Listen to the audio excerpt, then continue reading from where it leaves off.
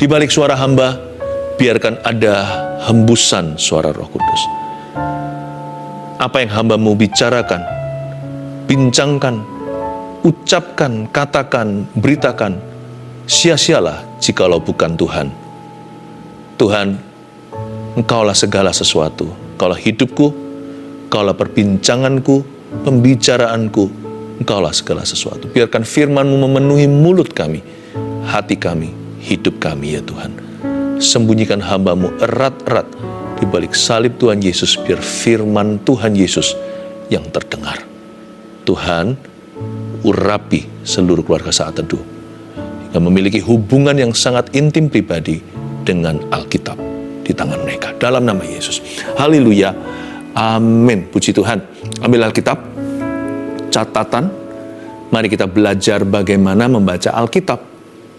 Saya terbeban sekali untuk menjadi PT atau personal trainermu hari ini untuk melatih otot-otot rohani Anda. Tanpa firman, semua yang Anda anggap kerohanian itu karbohidrat semuanya. Karbo, lemak, hanya inilah protein sorga. Nah, khotbah-khotbah pun harus terus ke poros tengah. Hanya menjabarkan sebagai pengajaran. Intinya tetap adalah firman yang tertulis, yaitu Alkitab ini. Iman bertumbuh karena pembacaan kitab suci. Makanya itu saya ingin sekali untuk melatih Anda hari ini untuk membaca Alkitab.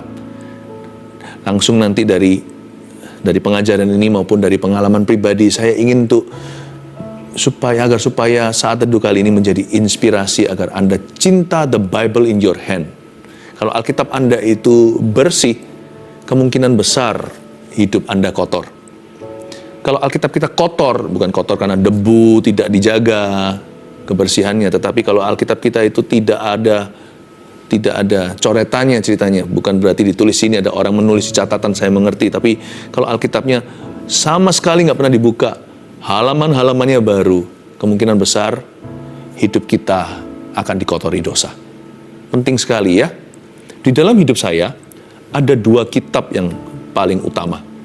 Yang satu tidak ada pada saya, ada pada Tuhan, namanya kitab kehidupan, di mana nama saya tertulis di sana. Tapi Alkitab, kitab yang satunya lagi, ada di tangan saya, namanya Alkitab ini. Di sanalah, di setiap halamannya, tertulis dan tercatat segala tuntunan Tuhan atas hidup saya setiap harinya. Pastikan ya, Alkitab ini sisi kita, kitab kehidupan sisi Tuhan. Seolah-olah sama-sama kita itu buka buku. Tuhan tahu dan mencatat kehidupanku.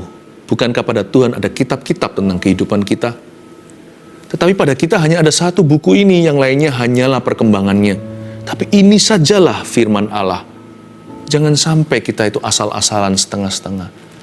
Alkitab dan hubungan kita dengan Alkitab ini sangat menentukan kerohanian kita dan sangat menentukan segala sesuatu di hidup ini. Jadi jangan pernah sampai kita itu menganggap ini hanyalah sebuah buku saja. Memang ini buku materialnya, tetapi dalamnya tertera firman Allah. Ada tertulis, dan iblis takut dengan perkataan itu jikalau kita taat dan percaya kepadanya. Bila kita percaya pada Tuhan dan kita taat pada firman-Nya, iblis tidak bisa mengalahkan kehidupan kita. Rencana kegelapan tidak akan terjadi, melainkan rancangan Allah. Mari kita buka sama-sama sekarang firman Tuhan yang ada di 2 Timotius pasal yang ketiga. 2 Timotius pasal yang ketiga ayat 12-17 saja. Kalau di Alkitab kita bahasa Indonesia, judul di atasnya itu perikopnya begini: iman bertumbuh dalam penganiayaan dan dalam pembacaan kitab suci. Ini adalah surat Paulus kepada murid rohani atau anak rohaninya, yaitu Timotius. Tapi di episode kali ini, di Saat Teduh sekarang ini, berikan judul begini: bagaimana membaca Alkitab. Ya, mari, izinkan saya memuridkan Anda. Ayat 12, memang setiap orang yang mau hidup beribadah di dalam Kristus Yesus akan menderita aniaya. Sedangkan orang jahat dan penipu akan bertambah jahat. Mereka menyesatkan dan disesatkan. Sebentar kita sudah membaca 2 ayat, saya jelaskan dulu. Setiap orang kalau mau hidup beribadah dalam Kristus Yesus, artinya kalau setiap orang itu mau jadi milik Tuhan, pasti akan menderita aniaya. Aniaya itu bisa fisik, di negara-negara tertentu orang Kristen diburu. Tapi aniaya juga bisa berupa tekanan. Tekanan dari orang lain agar kita meninggalkan Tuhan. Minimal ya, yang dilawan adalah iman. Jadi susah sekali untuk percaya Tuhan, karena banyak orang tidak percaya kepada Tuhan. Siapa kira bahwa orang-orang yang tidak percaya Tuhan itu sangat misionaris loh. Mereka ingin sekali supaya kita ikut-ikutan dengan cara hidup mereka. Makanya ada sebutan fanatik loh. Ngapain sih sungguh-sungguh melayani Tuhan loh, dapat apa? Lebih banyak suara setan daripada suara Tuhan di dunia ini. Tapi jangan setan-setankan orang, karena mereka nggak sengaja. Mereka nggak bermaksud jelek gitu. Sebagian besar orang itu nggak tahu apa yang mereka katakan. Karena mereka nggak punya Roh Kudus, dan mereka nggak dekat sama Tuhan. Apalagi orang-orang yang nggak mengenal Tuhan sama sekali. Dan mereka tidak percaya firman. Jadi sebenarnya faithlessness is contagious. Lebih banyak orang-orang yang suam-suam kuku daripada yang sungguh-sungguh. Aniaya itu bisa dalam bentuk anti kekristenan, atau bisa dalam wujudnya berbeda. Mereka tidak anti sama orang Kristen, tapi anti dengan firman di dalam diri anak-anak Tuhan. Tuhan, bisnis.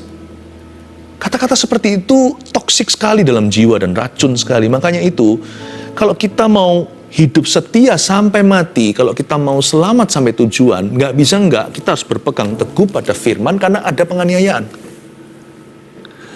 Belum lagi aniaya sesungguhnya yang nanti bisa saja terjadi. Kita tidak berpikiran buruk atau negatif ya. Contohnya aja, ketika dalam pandemi. Tadinya orang menganggap remeh ke gereja, gampang, kalau nggak ibadah yang satu, ibadah yang kedua, ibadah yang lainnya. Nggak datang hari ini, kan bisa minggu depan. Ya paling jauh bulan depan. Sekarang mau gereja aja, nggak semua orang bisa.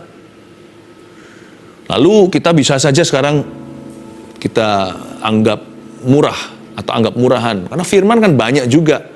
Banyak sekali hari ini beredar di media. Apa garansinya bahwa suatu hari kita bisa terus mendengarkan firman lewat media massa? Nggak tentu juga bisa. Di negara tertentu diblok pengajaran-pengajaran kekristenan.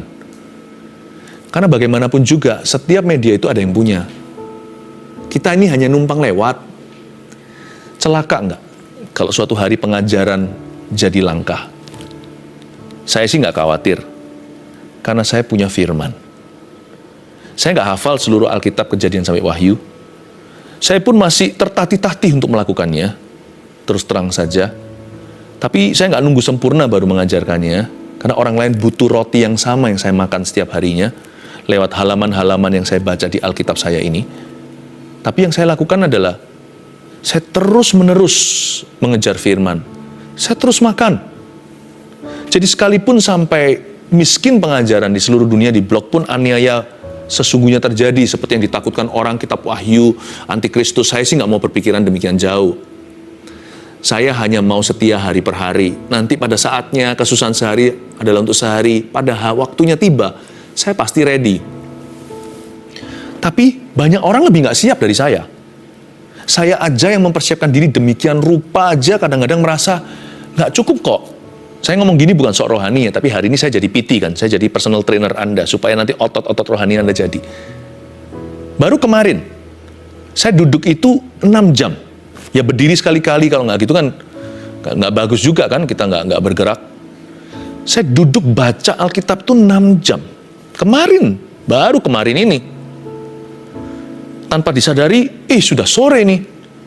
Saya jalan ke sana sini sebentar untuk melemaskan otot yang mulai kaku. Saya baca lagi. Karena saya baca for me, then I read for you. Saya baca dulu untuk saya sebelum saya baca untuk Anda. Karena saya nggak pernah mempersiapkan khotbah. Saya itu mempersiapkan firman. Khotbah itu keluar sendiri nantinya, itu cara saya. Jadi kalau saya mau khotbahin orang 2 pasal, saya harus baca berpasal-pasal, 2 untuk Anda, 20 untuk saya. Kalau nggak gitu, nggak keluar dari kelimpahan. Jadi saya ready sama penganiayaan. Saya siap. Apalagi nanti Alkitab kalau diubah-ubah gimana? Puji Tuhan sekarang masih ada yang, puji Tuhan hari ini masih terlindungi. Aplikasi-aplikasi itu masih sangat oke sih. Syukur pada Tuhan. Jika suatu hari semua fisiknya nggak ada pun, saya pernah punya buku Alkitab ini. Saya sudah tahu, hafal kira-kira halaman berapa, Mazmur di mana. Saya tahu semuanya, Timotius. Saya bukan ahli teologi pun, saya sangat familiar dengan Alkitab yang dipegang oleh tangan saya. Jadi kalau sampai suatu hari pun nggak ada Alkitab beredar di mana-mana, saya masih punya buku ini. Kalau omong kosongnya nih, buku ini pun dirampas dari aku. Saya punya memori samar-samar, masih lebih baik dibandingkan sebagian besar orang. Aniaya itu ada di dunia. Dan aniaya itu tujuannya satu, bukan untuk membunuh fisikmu. Aniaya itu untuk membinasakan imanmu. Nah, itu bahaya karena yang setan targetkan adalah kekekalan. Yang dia mau adalah keselamatan, yang dia mau halangi maksudnya. Karena itu selama masih ada aniaya, ada iblis dan setan di dunia, ada pencobaan godaan, maka saya akan tiap hari semakin butuh firman. Saya nggak boleh jauh dari firman Tuhan. I need the word. It's my bread of life. Itu adalah roti kehidupanku. Ayat 13, sedangkan orang jahat dan penipu akan bertambah jahat. Mereka menyesatkan dan disesatkan. Lihat itu. Garis bawahi menyesatkan dan disesatkan. Penyesatan itu bisa saja doktrin salah. Atau aliran sesat. Itu bahasa kerennya. Tapi tahu nggak? Menyesatkan dan disesatkan nggak harus langsung ke doktrin. Bisa saja sikap dan sifat orang yang sangat-sangat menular seperti saya katakan tadi, negativity. Orang yang pesimis itu bahaya, negatif. Kalau kita nggak diisi dengan iman, gimana kita bisa pengaruhi mereka? Jangan-jangan mereka yang mempengaruhi kita. Coba lihat, dari 12 orang yang diutus untuk melihat tanah Kanaan, berapa yang positif pulang? Hanya 2, Yosua Kaleb. 10 tertular, 10 itu menulari satu kemah. Lalu seluruh bangsa, seluruh negeri itu mati semua di padang pasir, tidak bisa masuk tanah perjanjian. Hanya karena 10 orang banding 2. Lalu 10 itu yang mempengaruhi seluruh umat pilihan Allah. Mereka adalah orang yang menyesatkan dan disesatkan. Kalau saya tidak memperbaharui hati saya dan pikiran saya dengan firman tiap hari seperti Roma 12 katakan, perbaharui pikiranmu supaya kamu tahu membedakan mana kehendak Allah, apa yang baik, apa yang berkenan, dan apa yang sempurna. Susah jadi orang benar di dunia ini selama ada aniaya. Susah jadi orang yang beriman selama ada penyesatan. Minimal negatif itu sangat-sangat berpengaruh. Kalau saya nggak dekat sama firman-Mu, aku pasti dipengaruhi. Mana mungkin aku jadi pengaruh. Orang yang punya firman yang akan mempengaruhi orang lain. Jadi jangan sampai kita itu jadi roti yang kosongan. Kalau kita mau jadi roti yang dipecahkan, roti kehidupan bagi orang-orang sekeliling kita, roti kita harus berisi. Kita sendiri harus diisi dengan firman. Kenapa orang-orang kok hanya bergantung semata-mata dengan sekali-kali dengar khotbah? Baca yang teratur dong. Nanti saya kasih tipsnya bagaimana membaca Alkitab. Kita baca dulu ayat 14. Tetapi hendaklah engkau tetap berpegang pada kebenaran yang telah engkau terima. Dan engkau yakini dengan selalu mengingat orang yang telah mengajarkannya kepadamu. Ayat 14 saya jelaskan dulu. Tetapi hendaklah engkau tetap berpegang pada kebenaran yang telah engkau terima. Garis bawahi berpegang pada kebenaran yang telah engkau terima. Jadi di sini kita itu harus menaruh diri untuk diisi oleh firman Tuhan setiap hari. Makanya Paulus ngomong gini sama Timotius, kamu tidak punya kekuatan dan kuasa dalam dirimu sendiri. Itu harus impor masuk. Karena di dalam diri kita yang ada hanyalah dagingnya Adam dan Hawa. Kita ini flesh and blood, darah dan daging. Yesus itu adalah firman. Pada mulanya adalah firman. Firman itu bersama dengan Allah. Firman itu adalah Allah. Kalau Tuhan Yesus lain, apapun yang beliau katakan, itu semua firman. Ya. Kalau Tuhan bahkan bersin aja, hacu, itu firman.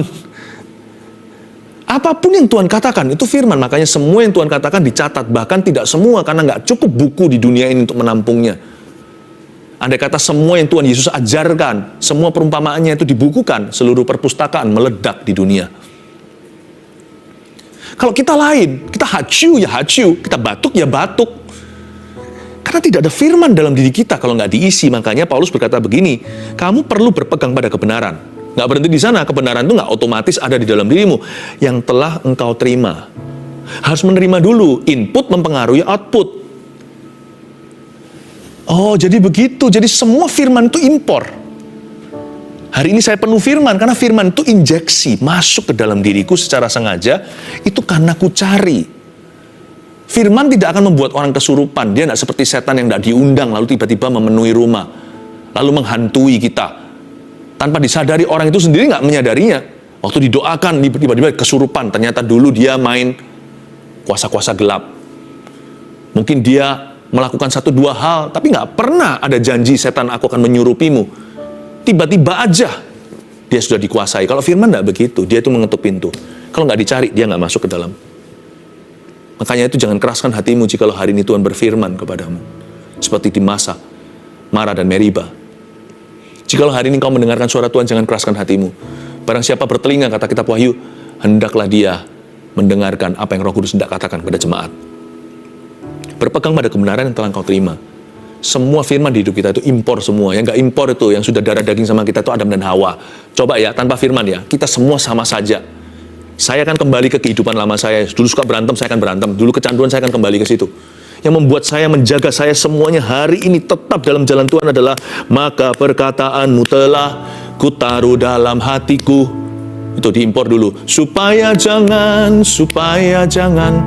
aku berdosa padamu. Be diligent, yang rajin untuk impor. Karena Tuhan tidak pernah memberi kita rintangan untuk menerima firman. Berpeganglah pada kebenaran, hai Timotius, yang telah engkau terima. Lalu nggak terimanya sendirian, Tuhan memberikan bala bantuan. Nah ini kabar baiknya, Anda nggak sendiri. Saya ulang lagi ayat 14, tetapi hendaklah engkau tetap berpegang pada kebenaran yang telah engkau terima, dan engkau yakini, lalu dengan selalu mengingat orang yang telah mengajarkannya kepadamu. Haleluya. Terima kasih Tuhan untuk asisten-asisten Tuhan dalam hidupku. Tuhan itu tetaplah pokoknya. Tapi Tuhan juga punya carang-carang yang bagus. Ya. Dan carang-carang yang bagus itulah hamba-hamba Tuhan yang Tuhan kirim dalam kehidupan kita. Rasul, nabi, gembala, guru atau pengajar, penginjil, dengan selalu mengingat orang-orang yang telah mengajarkannya kepadamu. Memang pengajaran mereka sifatnya secondary. Saya nggak bisa ajarkan sesuatu, contohnya sekarang di saat teduh, sesuatu yang melanggar dan bertentangan dengan firman Tuhan. Saya nggak bisa ajarkan Anda untuk melawan firman. Jikalau hari ini Anda diberkati, itu karena saya memberitakan firman. Semakin diberkati, kalau firman yang saya bagikan, yang kami bagikan ini semakin protein. Dia harus makin bertambah, aku harus makin berkurang. Kalau firman yang saya bagikan ke Anda itu isinya hanyalah filsafat-filsafat, what I think doang, atau apa yang saya pikirkan, akan berkurang kuasanya. Jadi Tuhan tidak memberi kuasa kepada manusia, itu enggak. Kami pengkhotbah tidak diberi kuasa. Kuasa kami dari firman. Jadi kalau saya beritakan firman baik nggak baik waktunya, nah firman itu yang mengurapi. Kalau hari ini Anda diberkati lewat saat teduh ini contohnya, itu karena firman Tuhan diberitakan. Karena Yesus menjadi pusat pembicaraan. Karena Tuhan Yesus jadi topik pembahasan. Karena semuanya Christ-centered, berpusat pada Tuhan. Karena jalan-jalan Tuhan yang diajarkan. Karena itu tidak bisa kita itu pakai firman untuk sesuatu yang salah. Itu nanti orang lain akan merasa sendiri, karena umat Tuhan itu punya urapan. Jadi kalau sampai ada something is off, sesuatu yang kiranya offside nih, sesuatu yang terasa something is wrong, ada sesuatu yang salah dengan ini, semua orang merasakannya, loh kok begitu. Tapi kalau enggak, seperti ada ya dan amin dalam diri kita, itu Roh Kudus. Seperti surat Yohanes berkata begini, di dalam dirimu tetap ada pengurapan, karena itu kamu tidak perlu diajari oleh orang lain lagi. Bukan berarti kita tidak perlu guru. Buktinya Tuhan yang menaruh jawatan-jawatan dalam tubuh Kristus. Tapi kamu tidak perlu orang lain untuk mengajari, atau dengan kata lain, di dalam dirimu sudah ada sensor saringannya, yang secara supra alamiah ditaruh Tuhan dalam jiwa orang-orang yang sudah lahir baru rohnya. Di dalam diri kita itu bisa ada lampu hijau, kuning, merah. Kita tahu something is off, kita loh kok? Atau kita tahu yes and amen. Ya dan amin, dan semua orang diberkati. Tentunya tidak semua orang punya perasaan itu objektif. Juga ada professional haters, atau orang-orang yang sudah menjadikan dirinya pembenci secara sengaja. Ngomong apa aja mesti dicari salahnya. Tapi orang yang haus dan lapar akan kebenaran bisa membedakan, ini firman makanan atau ini bukan firman. Hanyalah seorang yang berkhotbah sesuatu dari diri sendiri. Makanya itu semua pengkhotbah yang mendengarkan saya, kalau Anda punya pelayanan yang berurusan dengan firman, kosongkan dirimu biar Kristus yang isi. Jangan beritakan apa yang Anda pikirkan, beritakan apa yang Kristus ajarkan. Tapi bagi Anda sekalian yang hari ini mendengar firman, hargai, mengingat semua orang yang mengajarkan, dan selalu menimbang-nimbang dengan hatimu. Dan jikalau Tuhan berfirman kepadamu, rendah hatilah untuk diajari dan dimentori. Saya bersyukur juga saat teduh ini kita sudah berjalan sekian lama. Dari sejak Maret 2020 kalau nggak salah, kita memulai yang perdana. Itu tiap minggu, Rabu, Sabtu, 2 kali. Itu sudah sekian tahun ini. Anda ada juga orang yang pernah nulis gini sama kami. Kalau bisa adakan 3 kali seminggu dong. Kalau bisa adakan setiap hari. Ya, kan orang itu maunya beda-beda. Ya, tapi saya dengar dari tim yang memberitahu saya, ada yang minta lebih diperbanyak. Gini aja, mulai dengan ini dulu. Kalau Anda merasa Rabu Sabtu hari ini belum cukup, go to episode nomor 1. Itu banyak sekali pewahyuan firman yang Tuhan berikan, yang akan mengajarkan kepada kita jalan-jalan Tuhan. Selesaikan itu semua ketinggalanmu. Ada hal-hal yang tidak bisa diulangi lagi. Karena setiap Rabu dan Sabtu saat teduh ini, bahkan online-nya hari Minggu ketika saya berkhotbah, ya kan, ketika hamba Tuhan siapa dari Gereja Mawar Sharon juga mengisi mimbar, itu semua adalah kurikulum sorgawi, itu makanan untuk bertumbuh. Yang satu dengan yang lainnya saling melengkapi. Yang lainnya tidak bisa menggantikan satunya. Masing-masing wahyu secara pribadi dari firman Allah ini. Ayo dengarkan. Di YouTube semuanya kan masih disimpan. Anda bisa ke situ dan ikuti satu persatu. Ya, ayat yang ke-15. Ingatlah juga bahwa dari kecil engkau sudah mengenal kitab suci yang dapat memberi hikmat kepadamu dan menuntun engkau kepada keselamatan oleh iman kepada Kristus Yesus. Ayat 15 ini Paulus ngomong begini sama Timotius, kamu dari kecil kan sudah tahu Alkitab. Dan Alkitab itu yang memberi kamu hikmat dan menuntun kamu pada keselamatan oleh iman kepada Kristus Yesus. Dari kecil kamu sudah tahu Alkitab. Alangkah baiknya ya, dari kecil kita sudah tahu firman Tuhan. Anak-anak kecil pun butuh firman. Karena itu kami tidak mau asal-asalan kalau mengajarkan kepada children. Kita tidak kasih mereka firman-firman yang dangkal. Bahasa sih boleh bahasa anak-anak, tapi konten tetap sama. Karena setiap manusia itu orang berdosa, dan semua orang berdosa butuh firman Allah. Saya berdoa di dalam nama Yesus Kristus agar semua anak-anak di rumah Anda, kalau ada anak-anak kecil di setiap keluarga, supaya punya kebiasaan untuk baca Alkitab dan saat teduh secara pribadi.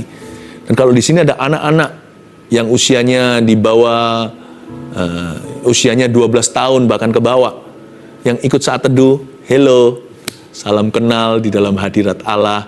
Saya tahu Tuhan itu menganggapmu bukan sebagai anak kecil seperti dunia memperlakukan diri kalian. Tuhan menganggap kalian itu VIP-nya hadirat Allah. Bukankah yang empunya kerajaan sorga itu anak kecil? Dan barang siapa menyambut anak-anak ini seperti ini, mereka menyambut aku. Saya mau sambut kalian yang umur 12 tahun ke bawah yang ikut saat teduh ini. Mungkin papa mama lihat lucu, ada yang ikut-ikut angkat tangan waktu nyanyi-nyanyi.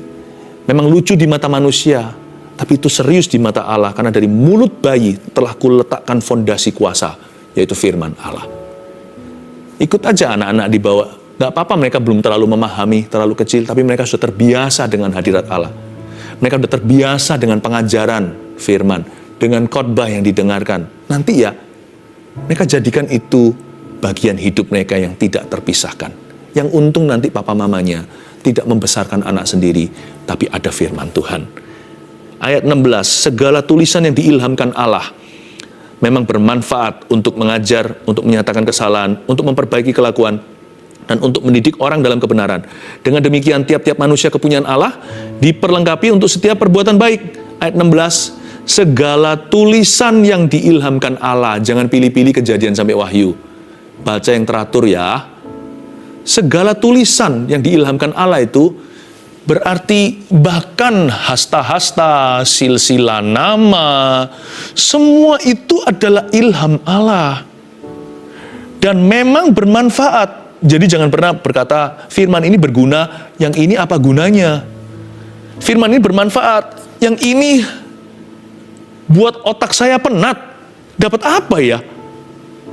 Kayu ini terbuat dari kain ledan. Kalau firman yang langsung bicara tentang cinta gitu, atau tentang keluarga, kita mau semua. Tentang kerja apalagi ya kan, kitab Amsal, hikmat-hikmat. Tapi yang buat mata kita penat, kita nggak dapat, apapun sama sekali kita nggak dapat, kita bisa berpikir apa gunanya. Jangan pilih kasih, jangan tebang pilih. Kalau firman itu Kejadian sampai Wahyu, itu semua firman Tuhan. Hanya karena Anda belum mengertinya secara kognitif, secara otak, bukan berarti nggak berguna bagi jiwa. Sebab segala tulisan itu diilhamkan Allah. Tapi ada yang berkata, masa cuma Kejadian sampai Wahyu doang? Kan ada kitab-kitab lain juga adalah termasuk Alkitab atau tambah-tambahannya. Udah gini aja, kita rendah hati aja ya. Kejadian Wahyu aja kita bolong-bolong kok mau nambah. Ada orang tanya sama saya, kan bisa saja buku ini, buku itu. Kenapa kita nggak baca sekalian? Kejadian Wahyu aja, saya sudah bolak-balik Alkitab saya sampai robek semua. Bukan karena saya kasar, tapi kalau sudah dibolak-balik ribuan kali. Ini kertas, saudaraku. Jadi sudah udah kelihatan nggak baru ini. Ini bukan second hand, ini sudah thousand hand. Ini aja, puluhan tahun hari ini saya tidak bisa menguasainya. Tapi semakin saya baca Alkitab, saya yang semakin dikuasai oleh firman. Bukan saya menguasainya. Ini aja masa saya mau nambah. Kejadian sampai Wahyu aja saya nggak pernah bisa menguasai seluruhnya. Mentaati apalagi. Oh, ajaib Tuhan. Jadi udahlah, Kejadian sampai Wahyu aja. Cukup bagiku. Yang diilhamkan Allah itu berarti semua adalah ilham. Bermanfaat untuk apa? Lihat itu, bermanfaat untuk mengajar. Untuk menyatakan kesalahan, untuk negur kita kalau kita salah. Firman itu cermin yang luar biasa. Untuk memperbaiki kelakuan. Dan untuk mendidik orang dalam kebenaran. Mendidik itu bukan menegur, mendidik itu mencegah. Kita dikasih value atau nilai-nilai yang luar biasa. Dengan demikian, tiap-tiap manusia kepunyaan Allah diperlengkapi untuk setiap perbuatan baik. Ayat 17, ada kata tiap-tiap manusia. Khotbah bisa sama-sama. Bisa rame-rame kita mendengarnya. Tapi firman dalam arti bukan logos tertulis, bukan yang didengarkan dari mulut manusia, tapi firman dalam bentuk wujud rema secara pribadi, hanya bisa diterima tiap-tiap pribadi. Dengan demikian, tiap-tiap manusia, sama khotbahnya, dapatnya bisa beda. Meskipun topik temanya mereka sepakat, tapi dalam hati Tuhan tegur sesuatu yang kepada orang sebelahnya, Tuhan tidak katakan itu. Dan mungkin pada satunya lagi hari ini Tuhan mengajari atau mendidik dalam kebenaran, tapi yang satunya lagi menyatakan kesalahan. Karena itu kalau Tuhan mau memperlengkapi kita untuk setiap perbuatan baik, ayat 17 ada kalimat, tiap-tiap manusia kepunyaan Allah. Kalau Anda dan saya milik Yesus, if you belong to Christ, you will hear Him personally. Akan mendengarkan dia secara pribadi. Oke, 3 tips sederhana bagaimana membaca Alkitab. Nomor 1, baca 3 pasal sehari mulai dari Perjanjian Baru. Tulis itu. Ini untuk beginner ya. Loh, Pastor Philip, saya sudah baca dari kitab Kejadian, sekarang sudah bahkan sampai ke Yesaya. Ya nggak apa-apa, teruskan. Ini untuk beginner atau untuk pemula. Kalau saya, karena hari ini saya buka-bukaan, saya beritahu sama Anda apa adanya. Sebenarnya saya nggak terlalu nyaman untuk ceritakan, karena nanti takutnya ada orang yang merasa kayak seolah-olah saya membesar-besarkan. Tapi sebenarnya sejujurnya, ya enggak, saya nggak mau beritahu Anda saya baca berapa pasal sehari, karena bukan untuk membuktikan diri. Tapi saya baca Perjanjian Lama, Perjanjian Baru tiap hari, ada porsinya. Old Testament, New Testament. Itu nggak pernah putus, nggak pernah puntung dari sejak saya kenal Yesus. Karena saya tahu saya butuh, bukan karena saya rohani, karena saya tahu saya bangkrut tanpa ini. Saya nggak berani. Saya mengubah ketergantungan saya dengan uang atau dengan apapun juga, bahkan dengan makan. Manusia hidup bukan dari roti saja. Kalau kita orang Indonesia dari nasi, orang Asia dari mie. Saya menerjemahkan ketergantungan itu, saya translate, saya ubah menjadi ketergantungan dengan firman. Nggak enak itu rasanya kalau saya nggak cukup membaca atau merenungkannya. Tapi untuk beginner cukup ini, baca 3 pasal sehari mulai dari kitab Matius. Injil Matius, Markus, Lukas, Yohanes. 3 pasal sehari ya, rutin. Ada angin atau nggak ada angin, hujan atau kemarau, lagi sibuk atau lagi nganggur, lagi ngambek atau lagi happy, nggak peduli. Komitmen is komitmen. Apakah kalau Anda sedih, Anda berhenti bernafas? Atau kalau Anda susah, Anda nggak makan sama sekali? Bisa saja makannya jadi sedikit, tapi tetap makan kan? Kalau nggak kan nggak hidup, apalagi minum. Firman ini kan air yang segar. 3 pasal sehari, mulai Matius, nggak akan kerasa Anda sudah habis sampai kitab Wahyu. Baru ke Kejadian sampai Maleaki, 3 pasal sehari, 1 tahun kurang berapa bulan, Anda selesai baca seluruh Alkitab untuk diulangi lagi dari awal. Appetite atau semangat Anda membaca akan semakin meningkat. Ketika semakin makan, selera kita bertambah. Yang kedua, yang kurang mengerti, simpan dulu di hati. Saya janji, pasti ketemu ayat-ayat yang susah untuk dipahami. Tenang saja, kan ada Roh Kudus. Nggak harus hari itu kita tahu. Simpan dulu di hati seperti Maria ketika nggak ngerti kenapa Yesus begitu. Ibu Maria menyimpannya di dalam dadanya. Simpan dulu. Yang berkepentingan itu nanti roh kebenaran untuk mengajarimu. Bisa diajari lewat khotbah, karena Tuhan juga menyuruh kita untuk mengingat orang-orang yang mengajarkannya kepada kita. Atau bisa jadi lewat pengalaman hidup. Atau tiba-tiba out of the blue, nggak mikir apa-apa, gitu aja, eureka. Tiba-tiba Anda mengerti, mendadak Anda memahami. Yang kurang mengerti, simpen dulu di hati. Tapi yang ketiga, ini penting sekali, yang disadarkan oleh Roh Kudus, segera lakukan. Jangan tunda-tunda. Kita baca 3 pasal nih. Lalu ada bagian tertentu itu, kalau zaman dulu bahasanya ayat emas. Bukan berarti kita anak emaskan ayat tertentu saja. Baca semua firman itu emas, perak, dan permata sorga. Tapi waktu Anda membacanya, pasti ada ayat yang melompat. Seperti ada PR dari Tuhan. Entah PR itu berupa perintah atau sebuah janji untuk Anda renungkan. Yang disadarkan oleh Roh Kudus, langsung responi Tuhan. Jangan ditunda.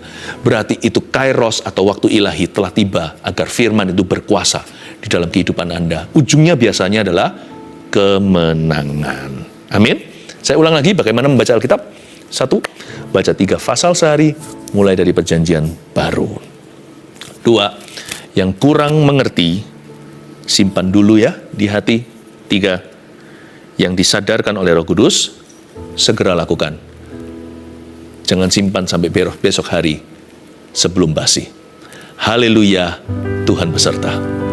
Roh Kudus ingin sekali orang-orang yang sudah jauh dari Tuhan untuk kembali.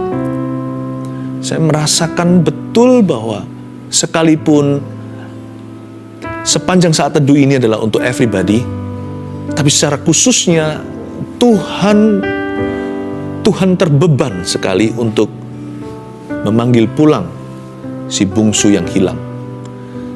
Bukan orang-orang yang nggak pernah kenal Tuhan nih, tapi orang-orang yang pernah dekat sama Tuhan, yang pernah melayani, yang pernah berapi-api. Kalau Anda adalah orang itu, inilah waktunya Tuhan memanggilmu kembali. Firman ini akan menjadi best friendmu lagi. Saya yakin Anda perlu banyak makan, sudah berbulan-bulan atau bertahun-tahun Anda kelaparan. Belum mati rohani, tapi sudah pingsan tidak keruan manusia rohaninya. Hari ini biarkan manusia rohmu dihidupkan oleh Tuhan kembali.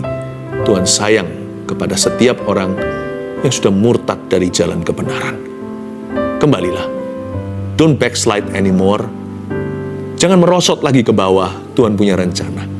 Kalau itu adalah Anda, dimanapun Anda berada, letakkan tanganmu di dadamu seperti ini. Kembalilah kepada Tuhan Yesus. Ikuti saya berdoa seperti ini. Tuhan Yesus, saya kembali ke jalan-Mu. Terima kasih Engkau memanggilku. Hari ini aku tahu Engkau mengasihi aku apa adanya. Saat ku mundur, Kau tidak pernah meninggalkan aku. Hari ini firman berbicara. Tuhan, mulai hari ini, biarkan Roh Kudus-Mu dan firman-Mu, Alkitab ini, menjadi best friend-ku sekali lagi, selama-lamanya. Di dalam nama Yesus Kristus. Mari kita ulurkan tangan kita ke depan. Kita berdoa untuk setiap pergumulan doa yang sudah masuk di live chat dari tadi ya, dan sampai nanti. Kita doa sekarang, mari kita berdoa sama-sama. Tuhan Yesus, hamba berdoa ya Tuhan Yesus, jawablah setiap pergumulan anak-anak-Mu. Kau berfirman dan sembuhkanku.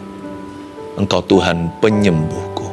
Dalam nama Yesus, kali ini Tuhan, penyakit ini tidak akan mendatangkan maut. In Jesus' name, dalam nama Yesus, penderitanya, terimalah kesembuhan dari Golgota. Bilur Yesus menyembuhkan, balsam Gilead dari tubuh Tuhan. Dioleskan atas badan dan tubuhmu yang sedang menderita. Sakit semua. Sariawan seluruh mulutnya, tulang seperti hancur di dalam tubuhnya. Aku perintahkan all the pain to be gone, semua rasa sakit untuk pergi, sampai tercabut ke akar-akarnya, dari atas kepala hingga bawah kaki, sembuh. Di dalam nama Yesus, seketika. Mari kita angkat tangan sama-sama, terimalah berkat dari Allah Bapa, Putra, Roh Kudus, dari firman itu sendiri yang telah menjelma menjadi manusia, dan menjadi kekasih hidup setiap kita. Di dalam nama Yesus Kristus, haleluya, amin.